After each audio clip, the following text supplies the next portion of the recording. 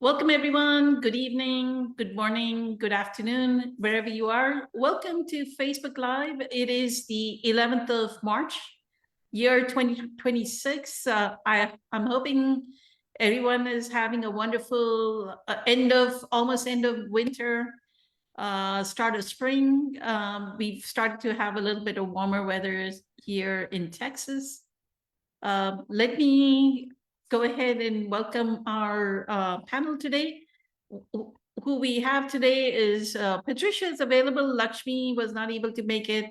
And I'm hoping Francesca will join if possible. I haven't seen a message from her, but Patricia is part of our group of meditators, is feeling a little bit under the weather. So thank you for your courage, Patricia, for being here in spite of feeling under the weather. And if it takes too long, then maybe we can close the session early, do something of that nature. And then Wyatt is here too, who's part of our, he started joining our group meditations. So good evening, Wyatt. Let me look at the question for today.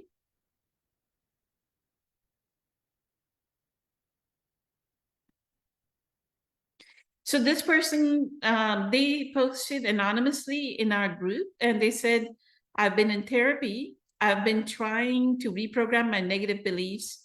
I'm reading books. I'm working hard on myself. But at the core, it all comes down to my childhood trauma, having resulted in I'm not worthy, I don't deserve love, core belief. For most of my issues, the answer is to inculcate self-love.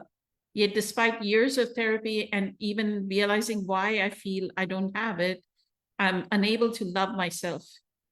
We all know we only accept the love we think we deserve. But how do I practically make myself believe that I deserve love, that I'm lovable, that I'm worthy, that I should forgive myself? And then I gave this person some advice and they said, thank you for your beautiful response. Let me try and assimilate it fully and then integrate it.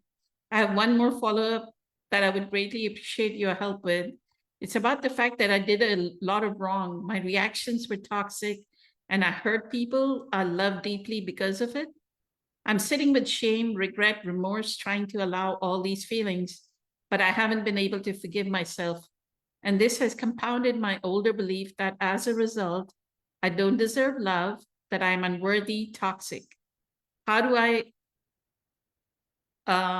instill self-love so that my self-sabotaging tendencies don't push more love away from my life?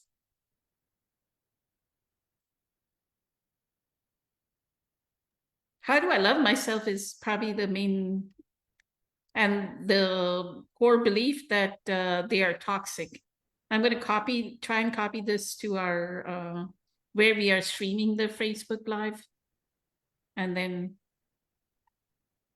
probably copy to the, from there, copy to the Zoom. But did you get the question, Patricia? Yes, thank you. It's very similar. I mean, I didn't judge maybe myself as doing a lot of wrong, but obviously I did, I'm sure. But so similar feelings of not being worthy, and after years and years of doing the work, it still sometimes comes up. So it is layers and layers over, but I think that just surrender. That's what I would do every moment that the feelings or the beliefs like that comes up. Sit with them, meditate on them. Because once you realize that you are one whole and complete in your essence, that's where the love is. Nothing else is needed, and forgiveness comes naturally. It's the separation, I think, separation from our true nature, which only comes through moments of stillness.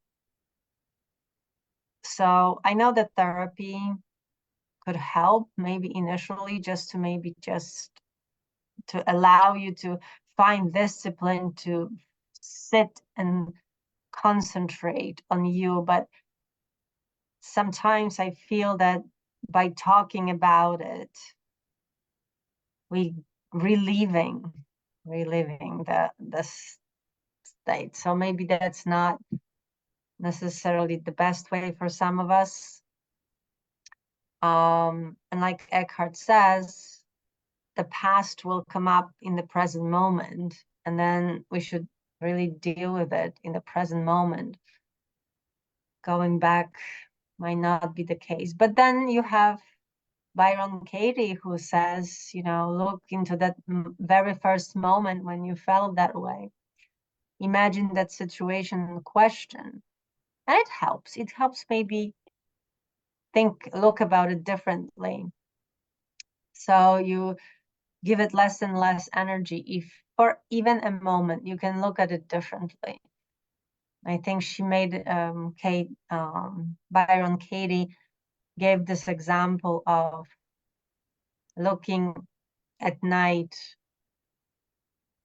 and what it looks like, it was a snake.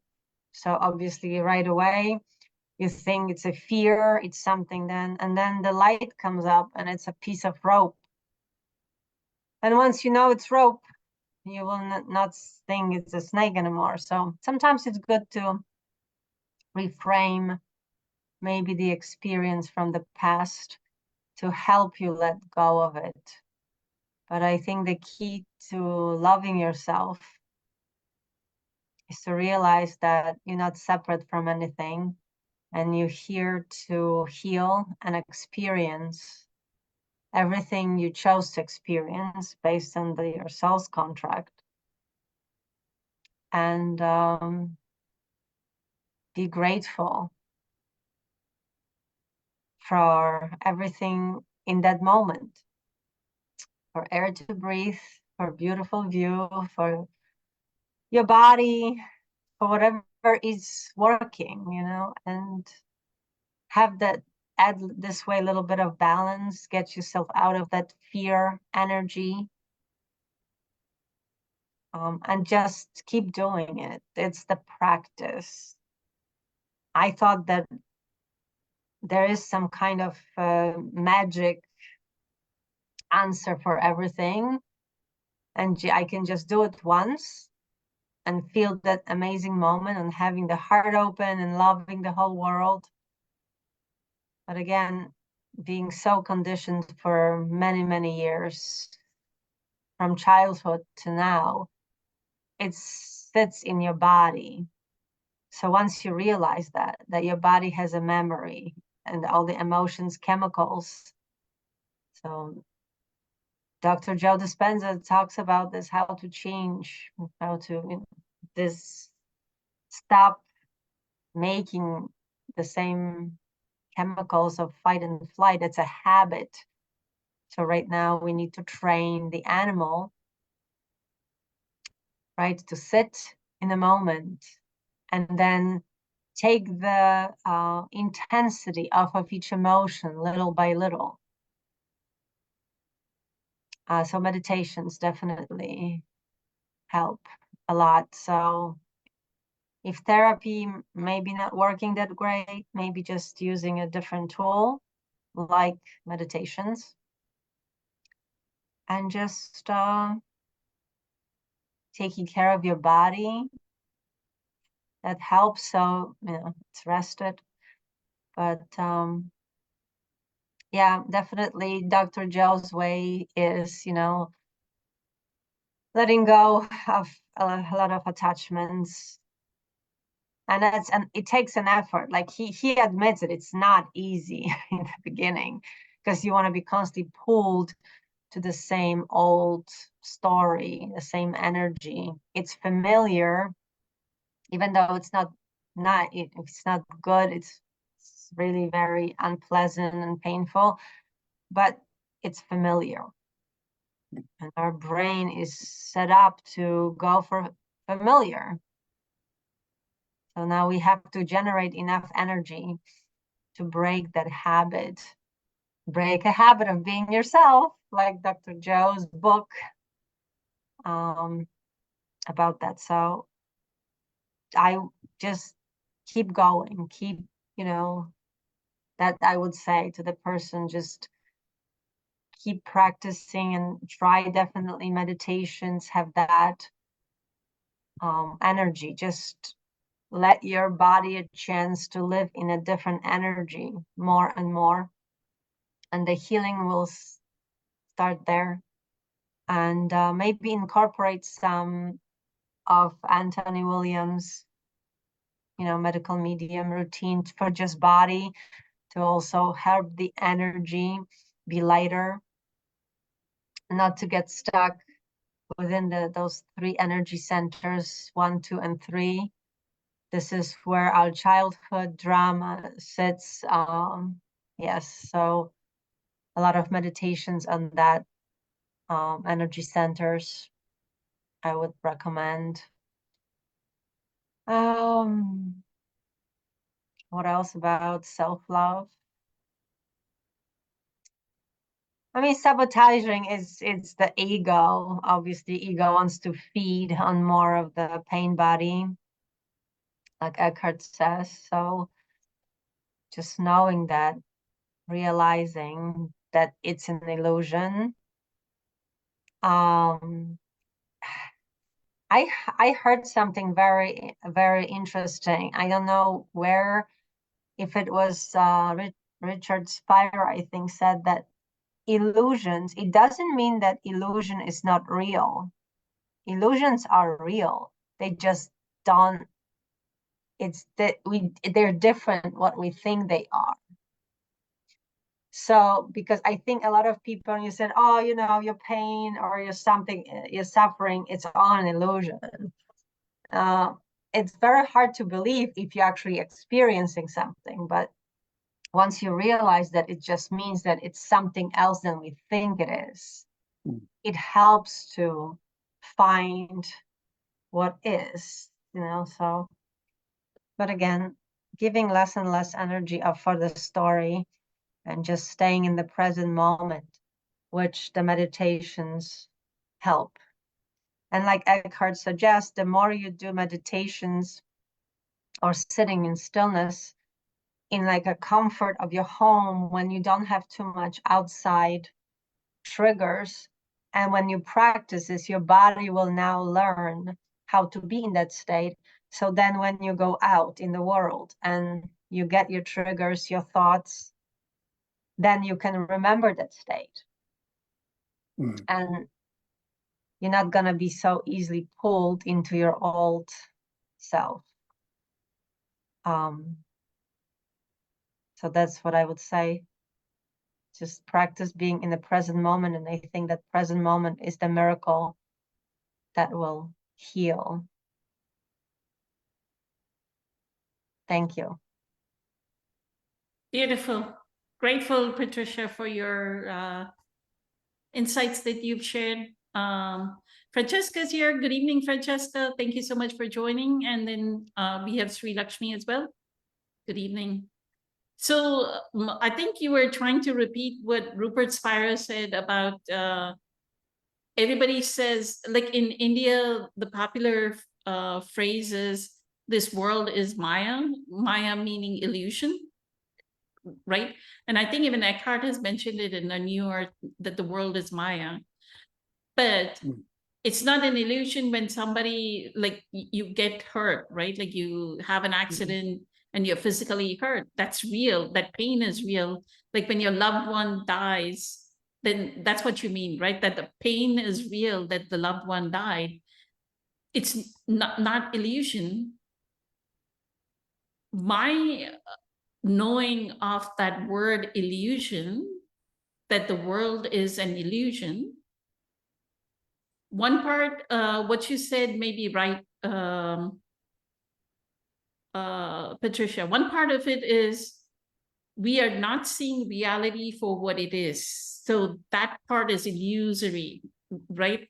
Like we are saying, my mother, like if he had childhood trauma, probably it came from an adult around us, right?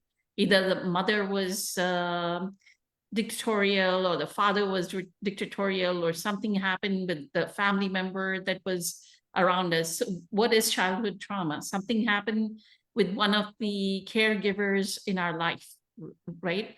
And we go, that person should not have done this. That person should not have inflicted that trauma upon me, will be our illusory perception. But no, for the growth of our soul, that person should have exactly done that. Right?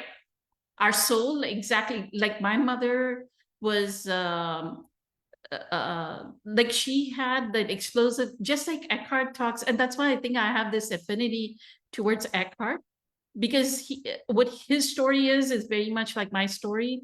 Like how he says his father had an explosive anger, my mother had explosive anger, and I had to walk on eggshells. Like, when is this human being going to explode? 1 minute that person is laughing, and the next minute they're going to explode. And we had, like, she was a school teacher, so she had bamboo sticks behind every door. Like, no matter geographically where she was in the house, she could hold on the bamboo stick, and the bamboo stick would be on our physical body, right? So we are like scared children, like these 7-year-olds. And then my father and mother separated at 8, so we are at her mercy, right, for a living. And she'd take the frustration of the day out on us. She'll hit us, and then she'd sit and start crying. Her pain body will sit and start crying because she's hit us, right? And we are crying. And then she's hitting us and saying, no, don't cry. How can you not cry, right? Like, you're getting hurt so badly. Yeah, we all go through childhood trauma, but when I look from now, this living presence that is within me, I look at that 7-year-old or 8-year-old child, I can see how much that 8-year-old child resented that human being that was hitting and verbally abusive. So what is that teacher teaching me? That spiritual teacher in the violent anger is teaching me about my resentment. Yep. Right? They're saying, Poonam, do not have resentment towards verbal and physical abuse. And she had like she had a double master's degree, and I would like think in my mind, this person is so well educated. One, she would use a lot of foul language in our native, like she used to speak Hindi, and in Hindi she would use a lot of like, we cuss like a sailor, what we say here in America, that they cuss like a sailor. So she would use very foul language. And I'm like an 8-year-old child, and I would go, this person, and then you're a tiny human being, and you're looking at this mountain of a human being, and you're going, this person has a double master's degree, and why are they talking in that language? Can they not just say something like properly, right? Like what? And that 8-year-old child made an oath never to swear ever in their life, right then. And you will never see me use any kind of profanity. And that's one thing my ex-husband even appreciates about me, that he said, no matter how much I was angry, I never ever used profanity ever in the 14 years that we were married. I've never used profanity with him. Right? So it's like, because I knew that you're educated, you can express your emotions exactly in words. You don't have to use the expletives and the foul language and make it all the more like an explosive anger, right? But their pain body is coming out, and that's what. So the first thing I would say, Francesca posted the question again on the chat, where this person said, how do I love myself? I've been in therapy. I've been trying to reprogram my negative beliefs. I'm reading books. I'm working hard on myself. So first of all, I would say, but at the core, so Patricia, using the segue from your insight that it's not illusory, this childhood, labeling anything as childhood trauma, it would be great if we would use the childhood trauma instead of saying, rephrase the word childhood trauma to say, this is the wisdom my soul is going to take back with itself when it exits this body. Like Dr. Joe constantly in tuning with New Potentials meditation, he says, right? Bless my past for its wisdom. Don't call it childhood trauma, because right there, that is a limiting belief.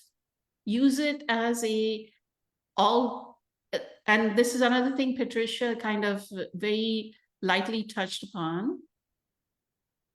This is something that April has talked about over and over again, right? That our soul, and this is something that Carolyn Mace talks about in the medical intuition course that we took, right, Patricia? That our soul, before it took birth, it had a, like, it almost is the meeting of all these other souls that are have unconditional love for each other. They meet and they go, okay, to show you how to do this, I'm going to be your mother. To show you how to do this, I'm going to be your father. And all of these souls get born. And then as you pick up like those cookie molds, you pick up these archetypes, right? That you want to test for this lifetime. So you took up the archetype of whatever childhood trauma was inflicted upon you. Those archetypes are sitting in you, just like the archetype of having resentment. That energetic, the negative energy of having resentment towards verbal abuse is within me. And that's why my mother is born to teach me that don't have resentment. It's okay for people to have verbal abuse. It is okay for people to have physical violent temper, right? That's okay. You need to surrender to it, right? You need to have compassion for what this person actually went through. What was my mother's upbringing? Yeah.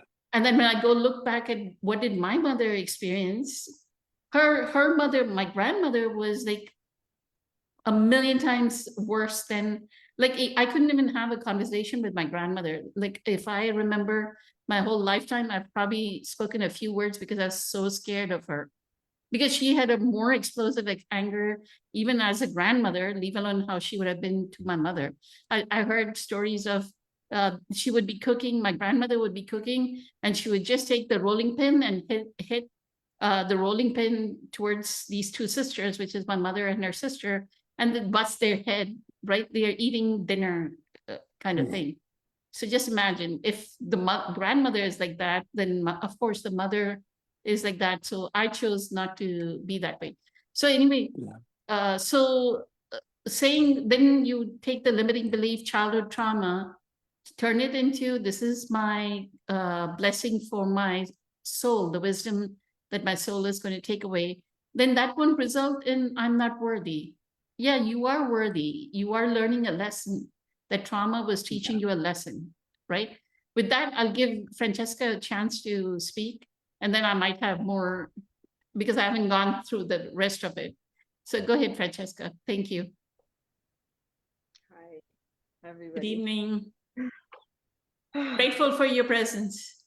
Thank you. I'm grateful to be here and for your presence, for allowing us to do this. Thank you. Thank you. So I'm hopping out of my Zen practice into sharing here, and I'm going to practice what Eckhart's teaching us right now to share from, as much as I can from that space of presence.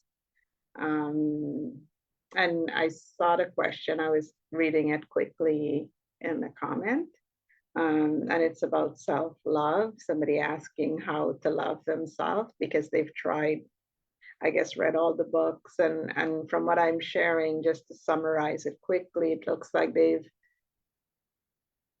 tried to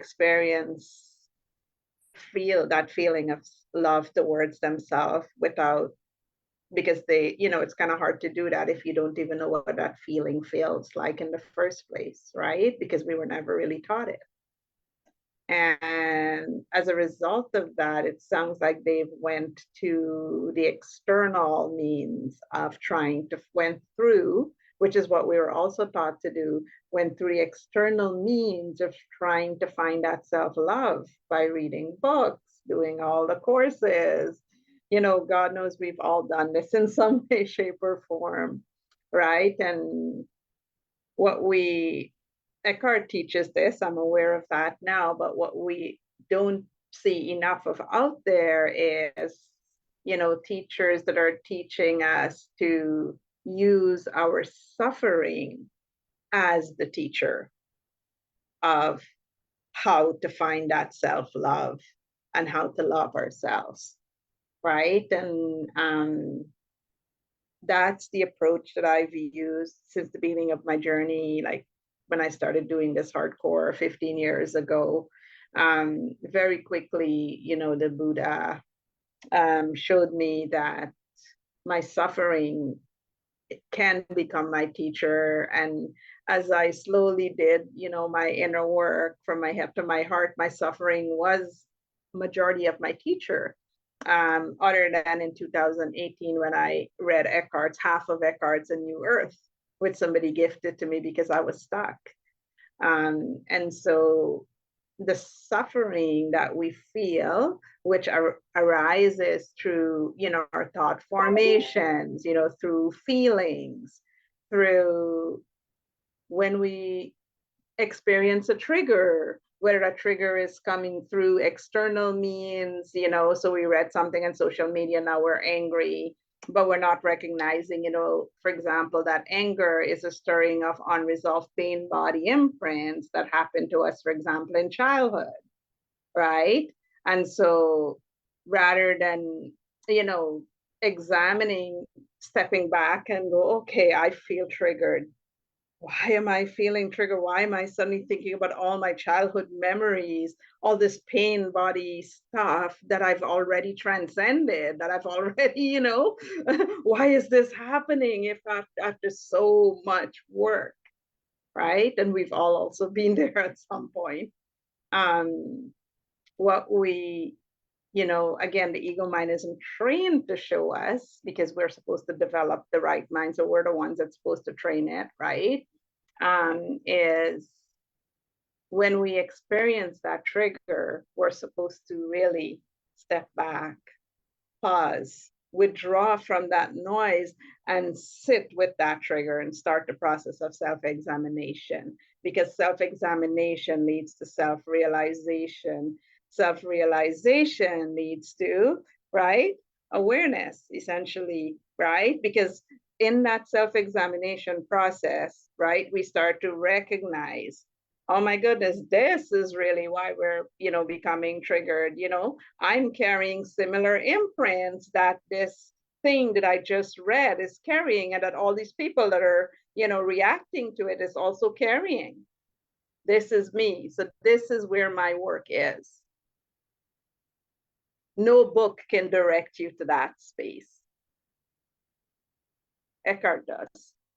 I can say that now with confidence, but no book can direct you to that space, because if you think about it, every book, every teaching have the most beautiful purity of intention. Like even my book that I'm writing is going, have, intention, but at the end of the day, only you can meet you where you're at more than anybody else ever will, right? So you could read a book, but that part of that book might not be speaking to where you're at, which is in this trigger that literally just happened because you read this stupid social media post. Pardon me, I'm saying stupid because literally that's what's been happening on social media lately, right? And until you've experienced, enough pure awareness and you're nurturing this awareness from that self-examination, self-realization, you're now becoming aware of your thought patterns, your feeling patterns, what triggers you, what doesn't trigger you, how external content penetrates your state of consciousness, and how you show up as a result of, being penetrated or being triggered, or however you want to, verbalize that, until you understand your own states of consciousness in relation to where you're at, essentially we are penetrable, right? And there's a process that, the inner work process, the inner work journey from our heads to our hearts, as we, evolve through our own suffering by learning how to embrace it. Every time we embrace that suffering that we're feeling, because, our nervous system is unraveling because it's overtaxed, the traffic jam and the crash, and suddenly we're exhausted. Every time we embrace whether it's messed up or not, every speck of feeling, of emotion, of the physical body, it's hurting. For example, say the chest pain is happening because, oh my God, I'm up here, and I'm not in the body. This is my body trying to get my attention. So every time we embrace this is self-love. And here is the thing: the egoic state of mind knows itself more than anything in the universe, because it is the universe, of course. Right? So you cannot fool it. So that's why it's also, I can say, virtually impossible to bypass, because even if we manage to bypass and skip something else will come up outside that will lead us, that is designed to lead us, suffering, to go here, to meet ourselves. And every time we meet ourselves over and over again, here is what we're doing at a level that we're not communicating, but the egoic state of mind is aware, right? Consciousness is aware, right? Awareness, right, is aware. What we're doing every time we meet ourselves over and over again, whether it's meeting the physical body, meeting our emotions as they arise, the egoic state of mind that becomes triggered, we are showing the universe how much we love it. We're showing ourselves love, aren't we?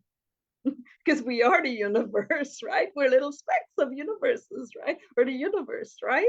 Each of us expressing an experience, consciousness expressing and experiencing itself in its own beautiful and mysterious and extraordinary way. And that just gave me goosebumps. Ooh. I just give myself goosebumps. So that's the internal way of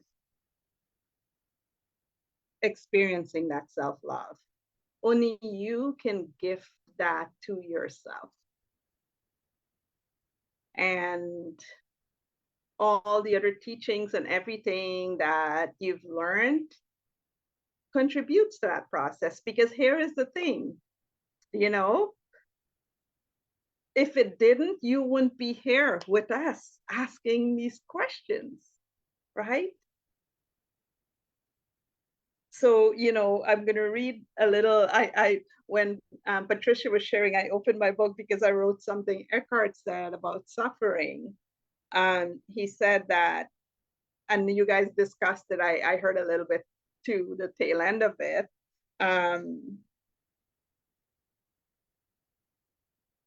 There is no point in telling a person that's suffering that it's not real, right? Because we're aware, right, in the horizontal time, the dimension, based on, pardon me, but the mess that we've become, right? Suffering happens. Suffering is inevitable. The Buddha said that, right? And the Eightfold Path, right? The Four Noble Truths, right? Suffering is inevitable, right? But suffering itself can become our teacher, and it's the most powerful teacher we will ever have. Because if you were to, can you imagine sitting with yourself? I mean, I remember a past version of me that was in my ego when somebody would say something like, oh, the journey never ends. I remember after I came into the wisdom of the Eightfold Path, so the Four Noble Truths and the Eightfold Path, my ego would be like, oh my God, I feel, in my mind, it'd be judging them and thinking, oh my God, you have no idea the journey does end, because I was in bliss. I was like teaching, teachings and all of these things. And I was like, and I had 7 years of bliss and like absolutely incredible experiences. And, if something came up, it was like very small. And so I was convinced from my own personal experiences that, oh yeah, the journey does end. What do you mean? In my mind, I'm like, you guys have no idea. This is a way to end the journey. In my mind, I would be thinking that, right? And then my physical body, 6 years ago, 5 years ago, my God, I've lost track of time, came to a screeching halt. 4 heart attacks, 6 strokes. And I was in the hospital, and I had just experienced the Medicine Buddha. So the Medicine Buddha had just landed in my apartment. Prior to that, did a transmission live as I was transmitting it to students, and everything felt perfect. Like I didn't even know something was wrong with my physical body. I was so out of the body, unfortunately, at the time. And universe was like, okay, Francesca, it's time to return, screeching halt in the hospital. And it was coming back into my physical body, the process of returning to my physical body, which I thought I had nailed. And then I learned, oh my God, I had gone so far out of it. I forgot. I had lost connectivity. I was in my egoic state of mind. I had become, because I was teaching, I had become identified with some of my thought formations and so many things. I can easily say I was a mess. It didn't feel like that, but I was a mess. And coming back, the journey of coming back and to connecting with my inner body has been a journey, because it took help from Eckhart's program, a few of them. Specifically, the biggest one for me was Doorways into Presence. Oh my God, that was huge in relation to helping me to return to my inner body. Because I remember when I couldn't even remember what my inner body felt like. And I was laughing at myself. It took me 9 days of restarting, even the first part of the meditation. I will never forget, over and over. I couldn't even get to halfway of his meditation before I would drift. And that's when I start to realize, oh my God. And it was that entire process. And I stayed with it. I woke up every morning. I would start over, sometimes 4, 5. Actually, one time I started over like 7 or 8 times throughout the day, the meditation over and over again from the beginning. And as soon as I would drift, I'd restart again. I'd take a break, walk, come back and sit down and restart. And I did that over and over again until I was finally able to get through the meditation. And that was the most incredible feeling I've ever had. In fact, after I landed in my inner body, I didn't want to leave. So then my mind started creating formations to protect that, holding on, the clinging, right? So that in itself was a process. But where I'm going with this is,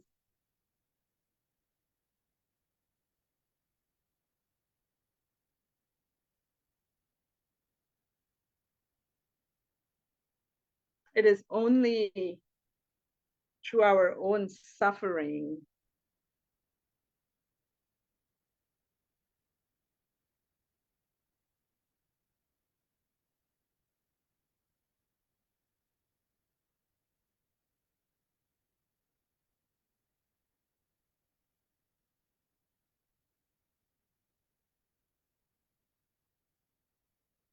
that we can experience our greatest gift of self-love to ourselves. Every day when I was in that hospital, every time I sat down over and over and I came back to my inner body. Wait, if you don't mind me asking, why were you in the hospital? Oh, no, I had 4 heart attacks. Oh, and I didn't know I was having a heart attack, actually. So I was there on the 4th one. And I didn't even know I was going to get surgery. So I just walked, I was limping. I knew something was wrong with my body. And yeah, and I was like, and it was a friend that said, you know, Francesca, you don't look good.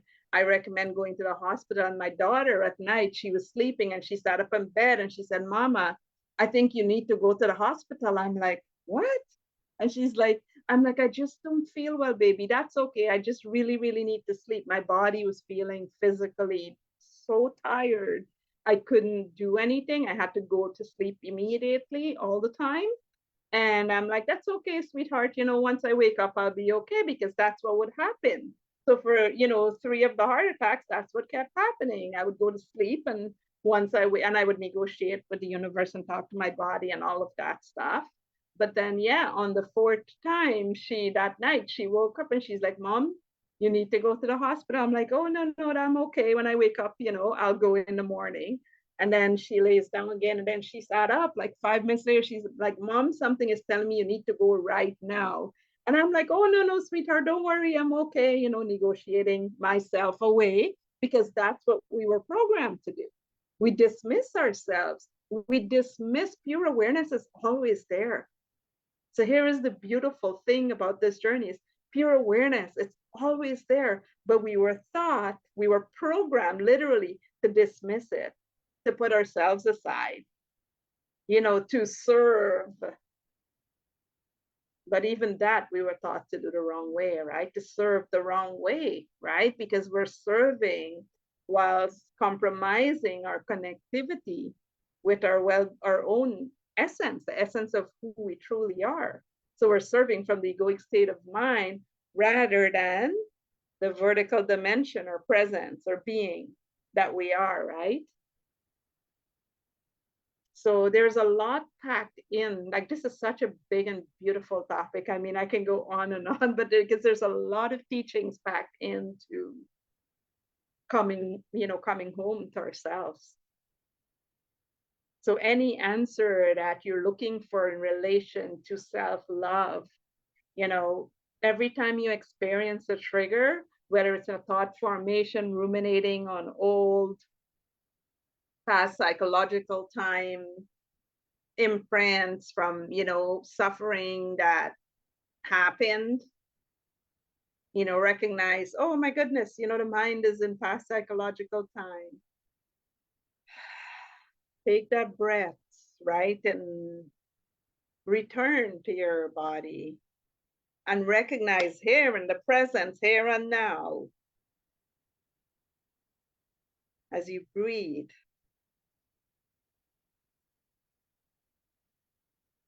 And you look around. It's nothing, right? But you and your breath. That stuff isn't there. It's the mind that's clinging to making you think that it's here, but it's not. Because here in your present moment, there is nothing else happening now, is it?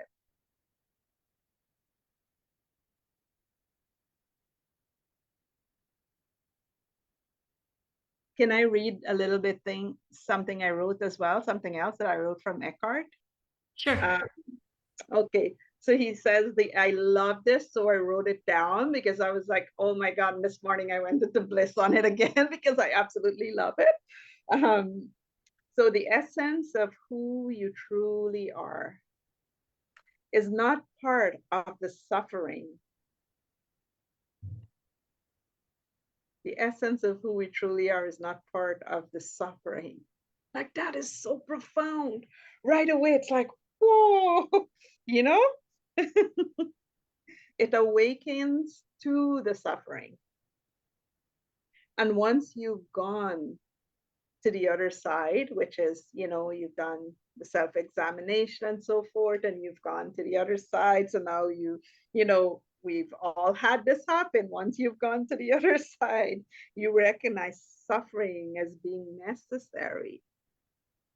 So I resonated a lot with Poonam's story because my mom was exactly the same.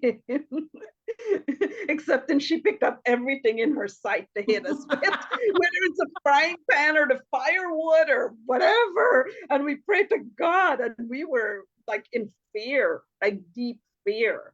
And, you know, my poor sister to this day is complete perfectionist. And, you know, that's kind of where she's at. As a result of that, she's like, oh yeah, like, you know, you were like doing all this stuff. And she's like, I made sure. And to this day, she wears, you know, we tease her because she wears her socks and shoes and like everything to perfection. I never recognized that that was her way of making sure she didn't get into trouble and that mom didn't beat her too. So instead, I was getting all the beatings because I was the rowdy one and I didn't figure it out. I didn't figure out, oh, wait a minute, if I did this, you know, and I perfected everything, then I won't get into trouble. She figured that out since she was a child. And I thought I was a smart one. So like Eckhart said, right, there is, you know, once we're on the other side, you know,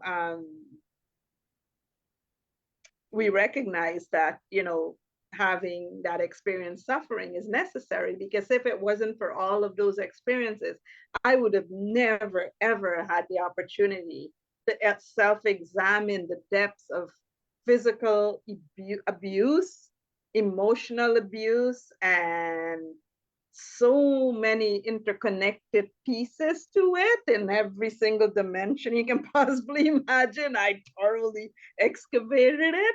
I wouldn't have had that opportunity if that didn't happen, if my mom didn't play that role.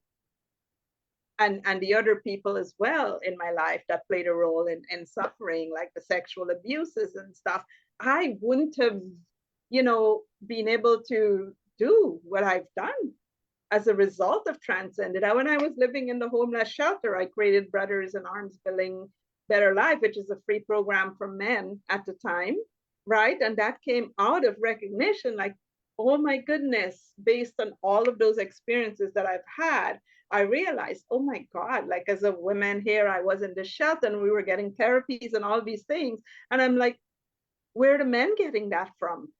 Who's taking care of them, right? And so that was the inspiration again. So, you know, this suffering, all these different forms of suffering are gifts that keeps on giving, because all of it led to me experiencing what real forgiveness is, not what we're taught forgiveness is from a certain external means, but actually experiencing it from within as we come into understanding of why my mom behaved the way she did, right?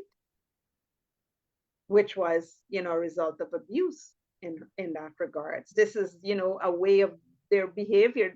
Behaviorally, humanity since beginningless time was taught to suffer this way, right?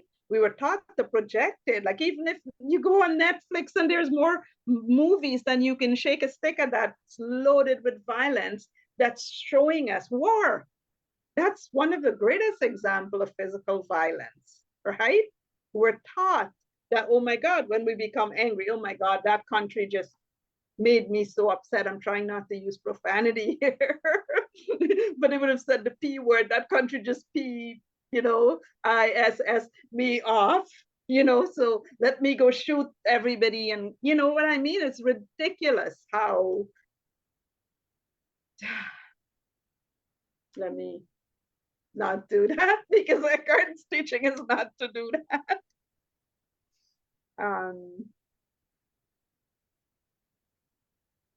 When you see the movies, it's a reflection of how we were programmed, essentially, the behaviors in the movies. And right now it's unfortunately a live movie, so not even a movie as yet in relation to what's happening in the Middle East and all of these countries, right?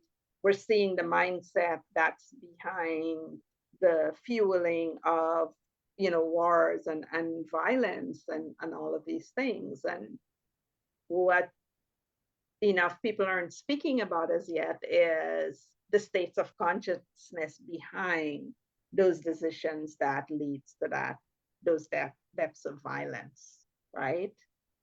The states of consciousness of the decision makers, and who's determining this is what we should do, who's determining this is how we should even solve that problem in the first place, right? So there's a lot of work that needs to be done. So Eckhart advised us that, he said there's no point to telling a person that's suffering that it's not real, because what's not illusion, so going to that word now, illusion, because it kind of all interconnects here, the topic. When it comes to illusion, as I've experienced, is the way in which we were taught to interpret what's happening to us. We were disillusioned in that regards. So what we think is happening versus what's actually happening, completely different. And this was one of the first things I began learning through the self-examination process. Because before self-examination and sitting with myself in meditative awareness and asking the question, like, why did my mom, behave this way? For example, what caused her to even do that? I'm aware that she loved me, even though you couldn't convince me at the time because I was still young in the journey. There was something that was driving that behavior, and I needed to know what that was, right? I was my curiosity at the time, right? So that self-examination led me to asking the right questions, and by asking the right questions, I came into a certain level of understanding. It started opening up the doors of understanding in a way that fueled my first experience of empathy. This is why the formula, I say the formulas, understanding opens up empathy, empathy opens up compassion, compassion opens up forgiveness, and forgiveness opens up unconditional love, right? Because truthfully, and I understand now why some of our greatest teachers, like Eckhart, for example, works with people in the prison systems and so forth right now. I'm working with people, and actually earlier I was talking about the fact that, at the end of the day, the people why am I, Francesca, training, for example, right now to be a teacher of presence with Eckhart, and why am I doing all of this work, It's not to benefit me. I mean, it benefits me tremendously. Those are the beautiful gifts, or what we call merits in Buddhism, right, of doing this work. But it contributes to the world tremendously in extraordinary ways, right? Because at the end of the day, every human being on the planet needs these depths of healing, these depths of help to help them to experience their own awareness, right? We feel that love, right? And we can share that love with them through the wisdom of our self-realization. And that self-realization can only happen from self-examination and understanding what happened, what's happening from the level of causation within us in that regards. Because everything in the universe is cause and effect, right? And so, illusion is essentially the way our mind, or undeveloped or unevolved mind. So before we start the work, it's the way in which our mind interprets everything. So for example, let's use the Epstein file, because that one ended up triggering me, just minor, right? That file release was, we saw every single person's egoic state of mind, dysregulated nervous system reacting to the exposure of what they were reading in those files. But how many people, instead of react, go, oh my God, I feel a trigger. I feel extreme anger. What is my anger here to teach me? And do that self-examination process from that anger. Instead, that anger resulted in sharing of a Facebook post, which resulting in sharing of another Facebook post, and then another. And it was like, oh my God, this madness unraveling is like, whoa. And, I was like, allow myself to witness it, because some of them were triggering, because the people who were posting these were obviously marketing themselves, right, and so forth. And Eckhart taught us something extremely profound. He said, energy such as anger and fear, for example, when people are sharing those energies, they're actually using that energy to attract others to themselves. Because like attract like, right? So the people who are resonating at that frequency of anger are the ones that are going to react and respond to those people's posts, right? They're attracting them to themselves, and this is how they're building their communities.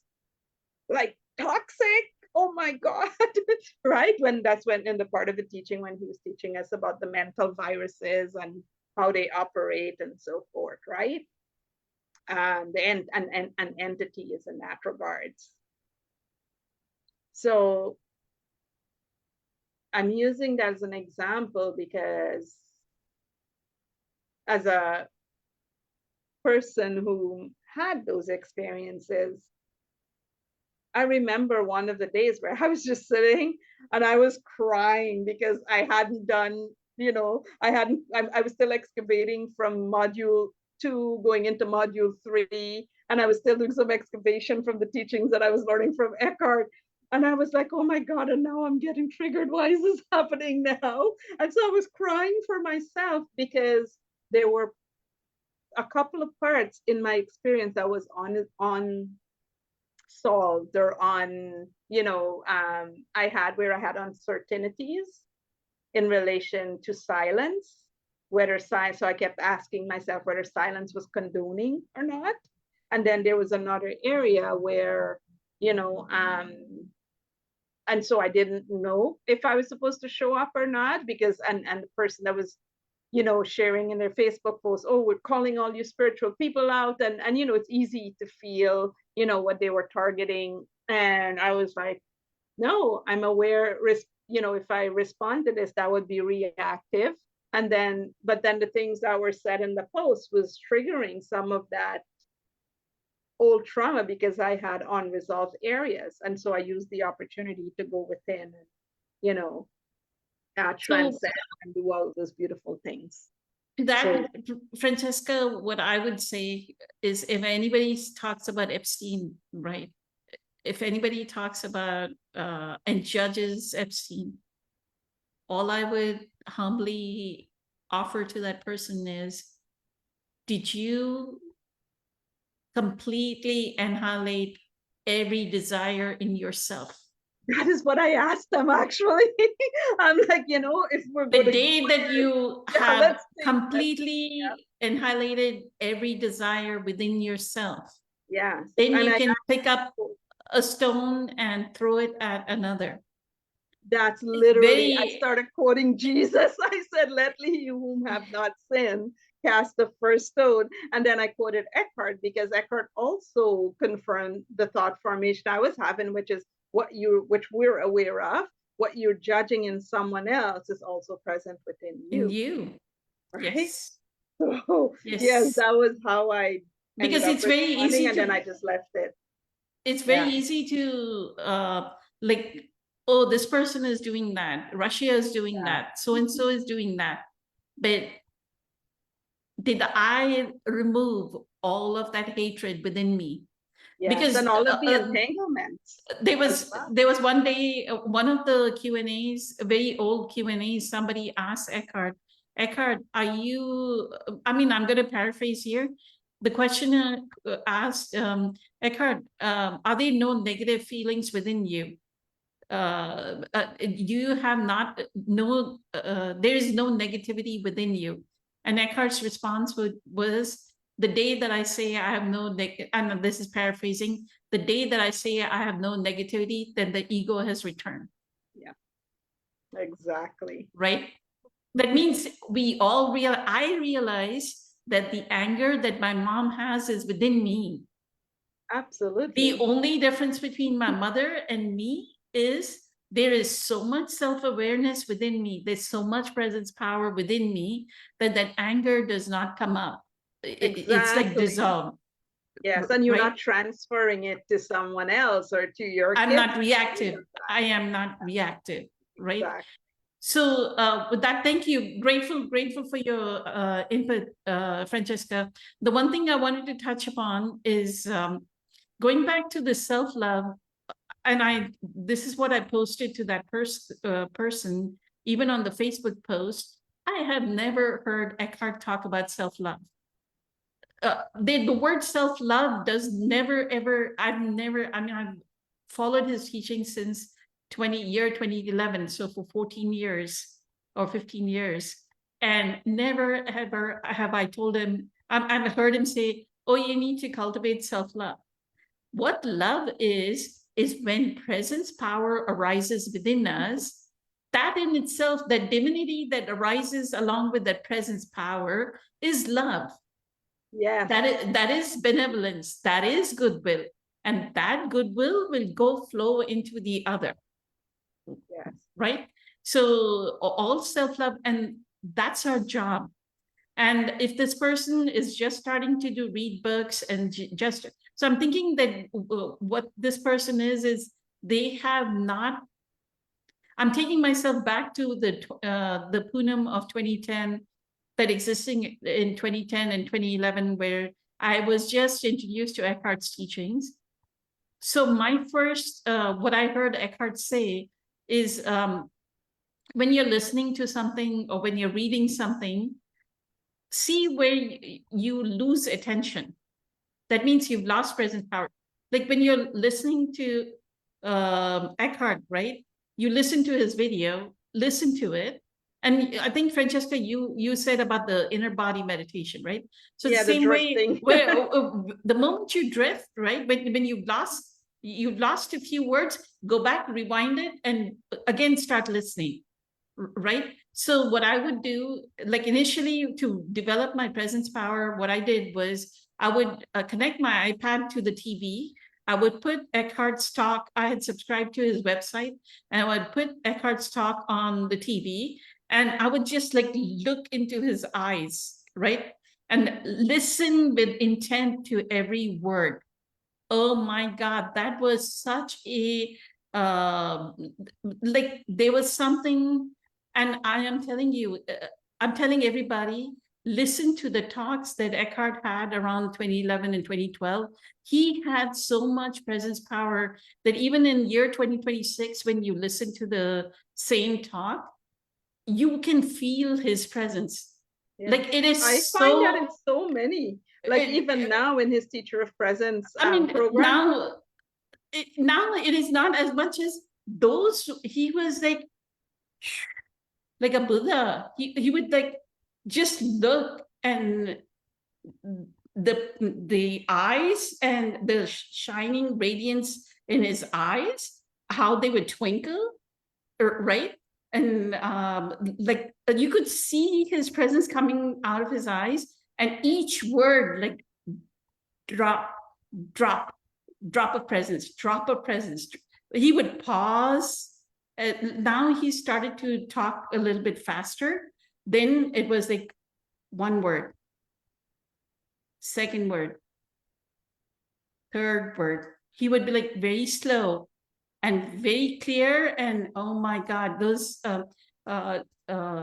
were like incredibly amazing. So I would listen to those teachings, right? Those exact teachings.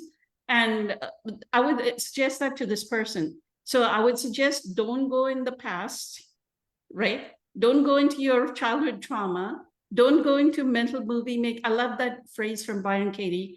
Don't get into mental movie making. Stay present, like be present. And one way of developing presence is listen to an Eckhart video. If you can stream it to your TV, listen to it like in a bigger screen instead of just your phone, and like look into his eyes and find an older video and look into his eyes and just see the presence falling through. And Eckhart's in Doorways of Presence course has taught, make everyday practice, like when you're washing your hands, bring your, like, how does the soap feel? How do your hands feel? Like go outside, look at the sky for 1 second, take a deep breath. If you have a plant, like he teaches Like when you're making tea, really give presence to your tea. I love the tea making. Yeah, put It the sounds like, green tea. yes, I've been doing this one. It's like, Put the green tea in the tea and this thing. Then the second thing that they said, I'm trying to read this. In fact, that I did a lot of wrong. My reactions were toxic. I hurt people. They have a story here, right? Another story is, okay, I don't have self-love. Then I had my reactions. I was toxic. So Eckhart in The Power of Now says, when you have these negative feelings, right? Like shame, regret, remorse, any negativity, just drop it like a hot coal. So you have to have a little bit of awareness going, okay, what is my thought? You need to have a little bit of, you cannot be like this. This is not your thought and this is your awareness. You cannot be like this. You have to be a little bit separate and then use your awareness and look at your thought and go, oh, now I'm thinking something of guilt. Drop it. It's shameful thought. Drop it. Oh, this is a thought where I regret. Drop it. Right? Constantly do that over and over again. And I remember exactly in 2012, my son, who was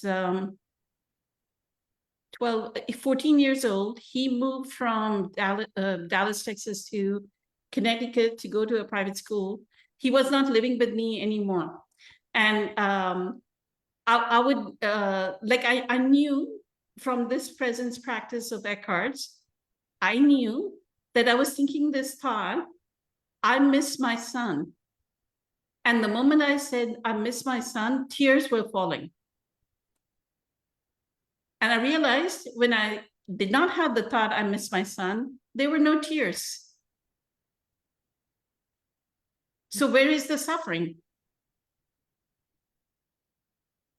The suffering is in the thought, I miss my son. My son should not never have left me.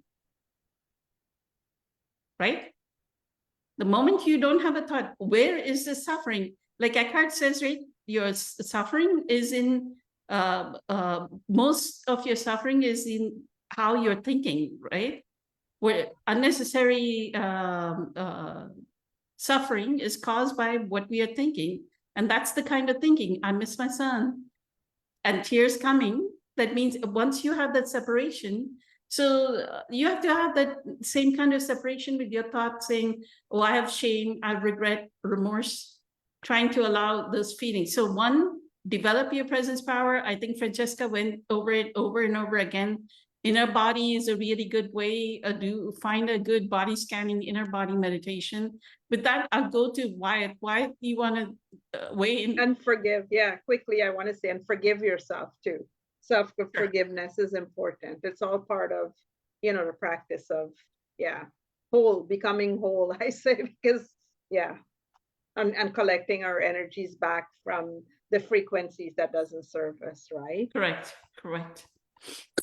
Wyatt, you wanted to say something? Thank you for patiently waiting for so long. You're it was a wonderful lesson for me, that I don't need to drown when I'm believing that I'm going to suffocate. I just sent you I posted a couple of things there. And the last one, really, you summed it up beautifully, my answer to the question. I really have nothing to add. It's perfect for me. I see it the same way, what you said, Poonam. But the suffering is in what we are thinking and believing, right? Yes, exactly. I don't see, well, I guess I'll mention it. Pardon me. Not you saw the clean air we're having today in LA.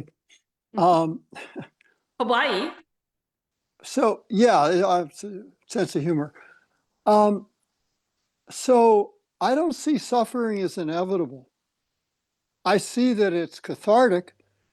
However, the only time I go into suffering is when I resist the pain. And the more I resist something, I don't get less of it, I get more of it. And it ends up being a lifetime financing on what I really don't need any longer at all. And He it's says wonderful. what we resist persists, what we fight strengthens. This comes from A Course in Miracles. What we resist. Sorry, would you please repeat that? I couldn't. What? From Dr. He says, Joseph. no, this is Eckhart. He says what we resist persists. What we fight strengthens. Exactly. Yeah, we don't get less of something. We get more. Otherwise, we wouldn't build a muscle through resisting the added weight we're listing. And so, yeah, I'm going to save the other things I would say now, because for Friday night's call, because so many wonderful things have happened since last Friday, and I want to stay in the context of this question and this call. You can say it. Let me quote Eckhart real quick. He says, your unhappiness ultimately arises not from the circumstances of your life, but from the conditioning of your mind. And the conditioning is, I shouldn't have shame. I'm feeling shame. The conditioning of the mind is, and this is the human affliction, right? We are always in our third, 1, 2, 3 lower centers, energy centers. Yeah. And so we are guilt. We are bringing up thoughts of guilt. We are bringing up thoughts of shame. We are bringing up thoughts of blame. All the ways that the ego strengthens itself.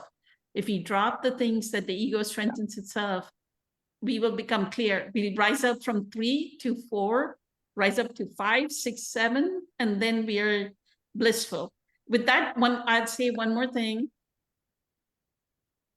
The whole illusion, Maya and illusion, the other aspect of it, because I do so much of Dr. Joe's work, is we are not this 3D world. There are so many multiple dimensions. When we raise a vibrational frequency and we get to the 7th energy center, right? We see so many mystical experiences, and that is what we are here to experience as a soul.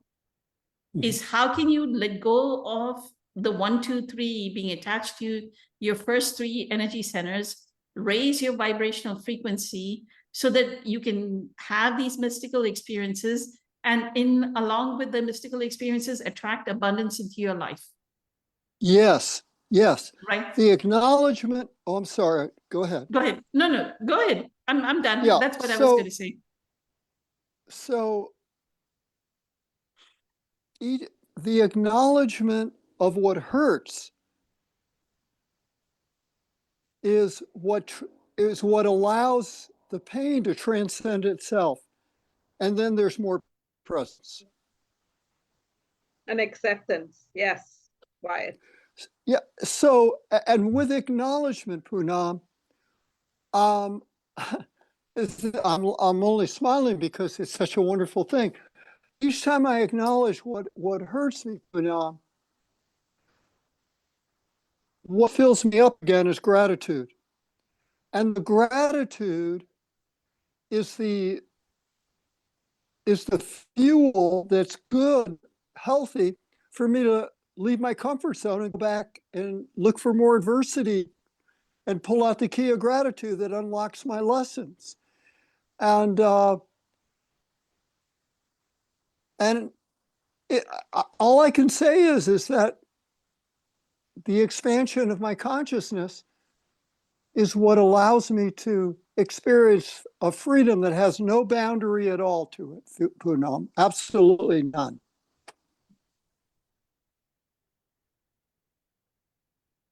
Beautiful. Absolutely, Wyatt. That reminded me, sorry, could I say quickly something? Sorry, share. Eckhart also talked about acceptance in that thing. Like if I kept reading, he did, mention acceptance, the importance of, acceptance, because, in the person's case where I didn't read that part of the message. I didn't realize there was a second part where they haven't been able to forgive themselves, is acceptance that, recognizing, like you said, acknowledgement, right? That is critical. You're 100% right. So, acknowledging, yes, this is what's happening, acknowledging, yes, this is how I'm feeling. and accepting it, because acceptance means, in this case of forgiveness, is recognizing, oh my goodness, yes, I did, okay, I did do this thing, I did yell or whatever toxicity, the behavior was.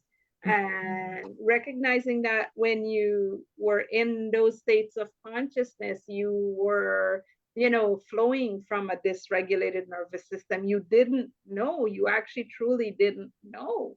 You were just, um, really expressing imprints of behavior that you've collected, throughout your life's journey, right? And these are behaviors that's not all necessarily yours. Some of it is collective as well. And so these are imprints that, are essentially, some of them are out of your control. So it's not all you. So don't let the ego trick you into feeding these feelings that are, that, because that's how it strengthens itself. That's how the pain body feeds those entities, right? So don't let it trick you into thinking, you've done something that, oh my God, because it feels so bad, you're unable to forgive yourself because it's so awful. We've all done, in some way, shape, or form, awful things because we were, disillusioned by our very own egoic state of mind into thinking that's how we're supposed to show up, right? These are, limiting beliefs and teachings that were passed down for generations since beginningless time, right?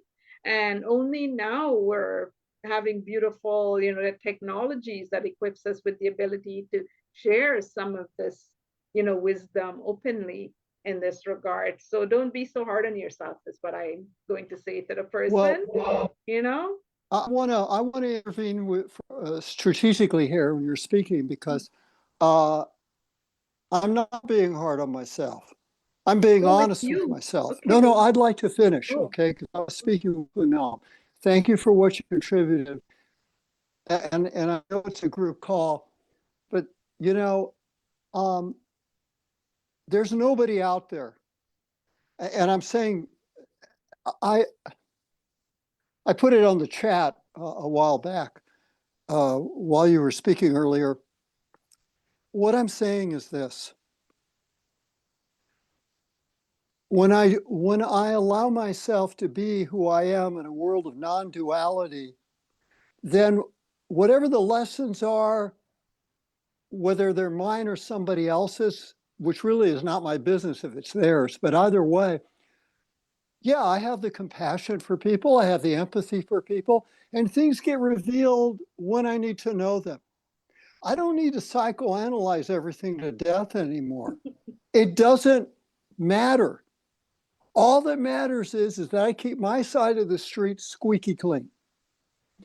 And as long as I'm living my inner purpose, contextual, through the calling for my life, which is the content, then I'll be the living role model for becoming a better Wyatt, just in the process of each and every moment. That's all that matters. The question that got asked, Punam, can you bring the picture back, Punam, so I can look at you as well, please? It's your phone, because I Okay, can thank see you, everybody. Punam. Yeah, I wanted to see you again. So I recognize, and like I said a moment ago, Punam, you summarized this beautifully for me as well, because the person who wrote the question, and it's a well thought out question, is coming from a world of duality. It's coming from not being, but rather, how does one think their way into right acting, when what we need to do more of is act our way into right thinking? Beautiful, beautiful. Beautiful. Wow. Yes. And so the people that are not like you, Punam, or myself, or Francesca, or Patricia, and Anne, and everyone else that come on these wonderful calls, that's not about me. I don't need people to like me or approve of me or give me permission to have my life any longer. And as a result of that, even though there may be more people that are screwed up in the world that aren't, and I'm using it loosely, obviously, to say screwed up. In other words, I'm not here to change the planet so people will have expanded consciousness. If they're going to, they're going to, but I don't need to seek them out. I just need to be willing to expand my own consciousness and to acknowledge when I miss the mark. And when I acknowledge those from when I was a boy or since then, or like with my older sister, the bottom line is I don't need these people. I love, however, my love is not conditional according to, I don't, people, other people, Poonam, are not the source of what I need. Everything I need is in here Beautiful. within me now. Yep. And all I got to do is the instant I see what I'm doing, that means I no longer have my nose against a single tree for whatever thought, belief, feeling, or whatever it represented. Now I see, oh my gosh, I'm in the middle of a forest, all these different trees. Mhm. And I can either walk out of the forest, Poonam, set up a hammock, invite a beautiful lady for a picnic. But the one thing I don't have to do, Poonam, is put my nose against the same damn tree, and they get upset at the tree when I'm the one that hugged the tree. The tree didn't come to me. So there's all kinds of people. And my dad said, son, it takes all kinds of people to make a world. And now that the prodigal son finally came home, I don't need to throw the baby out with the bathwater. And I can remember some of the things he said, not because he said them, Poonam, not because of what he said, but rather the meaning that is brought forth from within me. Yes. So I don't care if the stories in the New Testament are true or not. A lot of that stuff I don't agree with at all. All that I care about is what are the lessons of wisdom in the stories, whether it's in a man-made religion or philosophy, whether it's Atman, Buddha, Eckhart, Joe, you, or whoever say it is relevant to me. All I care about is how does Wyatt become a finer man today, who's powerful, who's masculine, who has compassion for people. And the best thing I can tell you, and I know I'm taking too long, so I'll end it with this, Poonam. So I ran into somebody I've known for a while yesterday morning, and I said, hey, buddy, how's your family doing today? Oh, he says, they're great. Thanks for asking. How's yours? And I said, fit as a fiddle. And it's their responsibility to retune the strings of their nervous system. It's not my job. And it was beautiful. Wow. Thank you, Wyatt, Poonam. all I see And- your divinity. You're just like glowing. Yeah. Okay. Thank you for that. And Poonam, the only thing I'm not mentioning, I'm going to save for Friday, Okay. because